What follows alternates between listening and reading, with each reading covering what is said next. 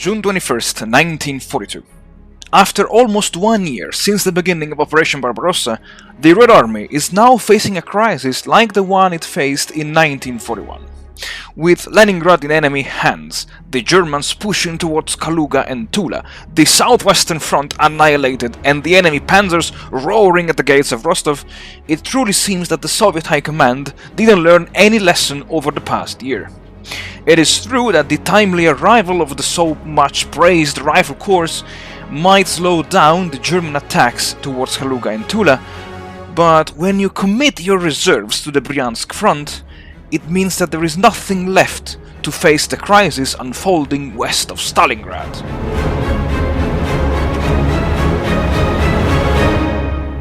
Howdy folks, welcome back to the channel and welcome to a new weekly episode of War in the East 2, the online game challenge. And I am quite happy that the camera is now starting the scenario in this position, because from here you can already see what happened during the Axis turn. And what happened during the Axis turn was precisely what my gut feeling told me that would have happened this week. Because if last week the Germans began a kind of preparatory or like a softening up action to potentially exploit and create a breakthrough here to maybe advance on Tula or attack, surround the, let's say, the Sukinichi-Kozak Peremyshl salient. Well, my friends, this is exactly what happened this week. We can go through the battles later on, but yeah, this is let's say this is one of the things that happened this week. So, without further ado, let's have a look at the events. We have the Axis counteroffensive in North Africa. We have the the rifle corps. Too bad that the Red Army has been forming rifle corps since 3 weeks now. And again, we have the Soviet partisans. Yeah, so the critical news comes from the Leningrad Front, because here the Germans simply wiped out nearly completely the Leningrad Front, and they routed nearly all of the formations over here.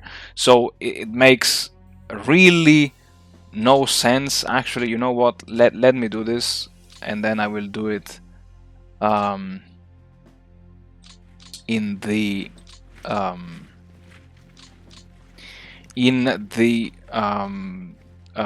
rest of the episode, but I want to liberate this. Yes, like it's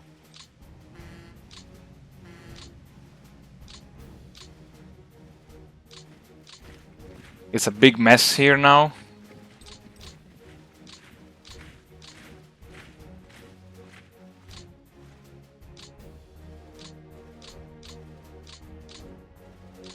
I want to evacuate as many troops as possible. Maybe I can leave the 58th over here, and so that it will tie down.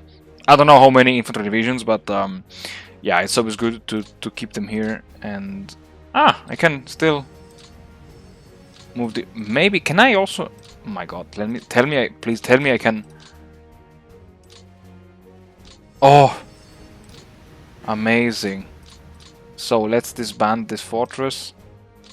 And okay, so now the entire Leningrad Front has been brought back to safety, which is also kind of also a good news for me, because it will allow me to relieve the rifle corps, like the 15th Rifle Corps, the 119th Rifle Corps, the 14th Rifle Corps has already been detached, the 79th Rifle Corps, and what else do I have here? The 123rd, I don't have it, the 110th. These two are not yet completed, but at least it will allow me to liberate 1, 2, and 3 rifle corps that will be sent to more needed areas of the front line. And yeah, also it will allow me to concentrate the Volkhov front and maybe relieve some additional formations from this northwestern front as well. With the crisis around Leningrad and the Axis push the failed Axis push towards Kaluga. I don't know, Tula, Kaluga, Sukinishi, I have no idea. The other bad news comes now from the Don front, because the Germans have deployed quite a significant amount of troops over here. And if the CPPs do not betray me, these units are all poised to attack Rostov. And while over here the fortifications are pretty much complete, or almost complete, here they're not. So I really don't know what to do now. Either I will make a last stand over here and I will disband all of these fortified regions here, and I will create like a defensive line, a defensive belt here and one over here. Or I will evacuate the entire southern front. Again, as I said, I have no idea. I will improvise it throughout the episode, depending on my gut feeling. But yeah, there is no time to fortify this region of the Don Bend, so I will just defend Stalingrad from behind the Mishkoika and the Karpovka rivers. As I said, there is no time to fortify the entire Don Bend. And yeah, I have some reinforcements here, which I think they will be more than enough, because I also have 1 and 2 rifle corps here. I also have 1 rifle corps over here, and yeah, I think they will be enough to screen and maybe counterattack the German formations here, as well as I will have now 1, 2, 3, 4 rifle corps coming from the Volkhov front. So the area between Tula and Kaluga and Sukinishi should be fine. I will have to send more troops now into the Stalingrad area, assuming that my opponent is aiming at Stalingrad and Krasnodar. And to do so, I already set the reserve arrival hex, TB arrival hex in Stalingrad itself. And if we now have a look at the units, yes, there are already 12 units, 11 of which are rifle divisions that will be deployed in the Stalingrad area. What else? Of course, before I forget, the turn summary. I've lost 173,000 men, 116, almost 117,000 from the map, and the Axis gained 28,000 men. Losses wise, 2,500 for the Axis and 173,000 for me, 1.2 million and 6.1. Oh god, this is, yeah, very high losses for me. And in the air, yeah, the enemy lost 190 planes versus 1,000 Soviet planes shot down. It's I think I need to put back to rest the Soviet Air Force, but I still have like plenty of planes in reserve, I think. If you have a look on the map, okay, the manpower has dropped, guns dropped, AFVs dropped, okay, aircraft, yeah, they're going down a little bit, but if I look at the, there's no aircraft pool? Oh, come on, but in the theater boxes, I think, yeah, I still have plenty of aircraft. There is total aircraft. Okay, I still have a decent advantage over the enemy. Oh wait! Soviet reserves. Yeah, I have like 4,700 planes in reserve. Yeah, so it's yeah, interesting. I never seen these window track used. Ah, amazing. Wow. Yeah. Okay, never mind. What else to say? I would say nothing. We've seen these statistics. And so yeah, I will redeploy some, most likely the 11th Cavalry Corps south to Leningrad, and some, I think, the cavalry divisions as well in the sector of Leningrad. And yes, because I think this is where my opponent will now try to push, and I will launch some counterattacks here in the Bryansk Front area. So folks, without further ado, let's dive straight into this episode. Alright folks, so this will be a short episode, therefore a short commentary, because, I mean, there is nothing that needs to be commented on this turn, besides the fact that maybe, let's say, if I was the Axis player, I would have attacked Ozinovets first, to then isolate and completely wipe out from the order of battle the entire Leningrad Front. It kind of makes sense, however, what my opponent did, which was to literally rush against my own troops, because, well, I guess because of the zones of control and everything, it would have been easier, and I guess it turned out to be easier for him to just, yeah, to just route my units on the other side of Lake Ladoga, and I mean, anyway, I need to. I need to rest those troops, refit them. Maybe I will send them to the reserve theater box, but I cannot use them to launch any local counterattacks. And considering that he already has level 3 fortifications along the defensive line on the eastern side, well, there is simply no use for the Leningrad Front. Those troops might relieve some divisions of the Volkhov Front, but for now I have no plans of launching any counterattack. The other concerning news for me are actually two.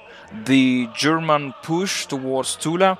To me, this is a clear indication that he is aiming at squeezing the Sukenichi pocket, and therefore I decided to prioritize the reinforcements to the Bryansk Front, even though by looking at the situation along the Don River, again, I'm kind of worried about what might happen along the Don River, because now I have the southern front in retreat, I have the southwestern front, and I have this gigantic gap between Stalingrad and the southern front. So I know maybe I should have pulled the North Caucasus front north, but I decided to have like a second defensive line south of Rostov, south of the Don, you know, just in case. Just in case. But as always, against a human opponent, only time will tell, and therefore, yeah, as always, thank you very much for watching, thank you very much for supporting the channel, and I'm happy to see that by launching local counterattacks I could push some of his infantry divisions backward. And well, with this folks, I guess I'll see you all again in the next episode.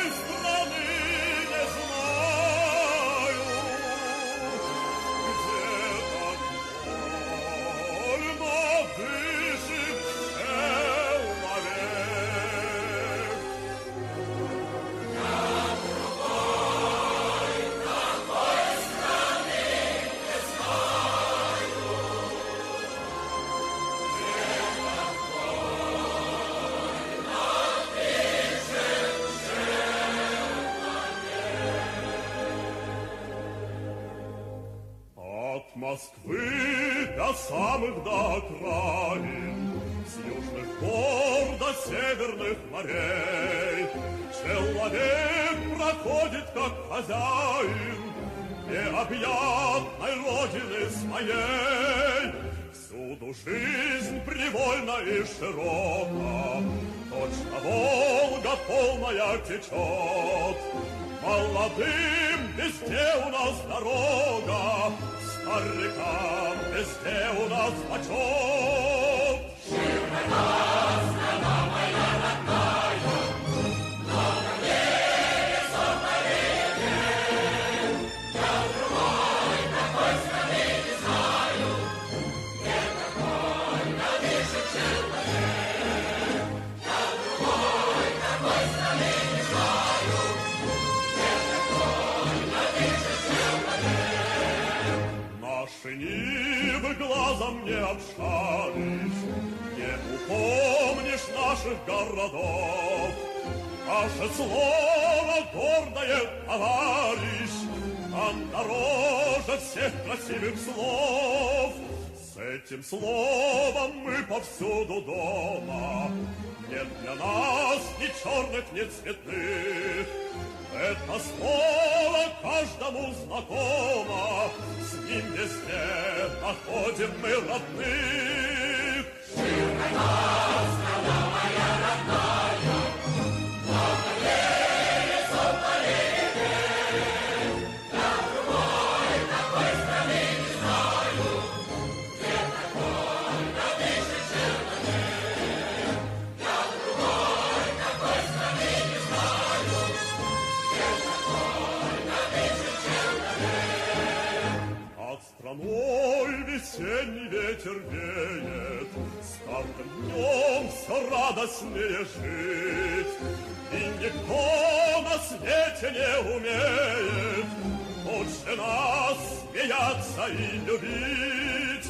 Но сурово брови мы насупим, если враг захочет нас сломать. Как невесту родину мы любим, бережем, как ласковую мать.